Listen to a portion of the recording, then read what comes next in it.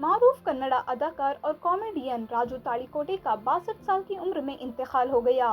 ذرائع کے مطابق وہ فلم کی شوٹنگ کے لیے اڈپی میں موجود تھے کہ اتوار کی شب اچانک دل کا دورہ پڑنے کے بعد انہیں منی پال کے ایک پرائیویٹ ہاسپٹل میں داخل کرایا گیا، جہاں وہ اگلے دن شام کو انتقال کر گئے۔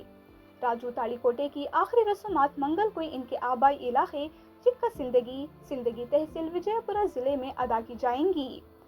راجو تاڑیکوٹے شمالی کرناٹک کے تھیٹر اور فلمی دنیا میں ایک منفرد کامیڈی کرداروں کے لیے مشہور تھے۔ انہوں نے کئی فلموں میں اپنے کردار سے ناظرین کو لطف اندوز کیا، جن میں کلیو گدا کڑوکا شامل ہیں۔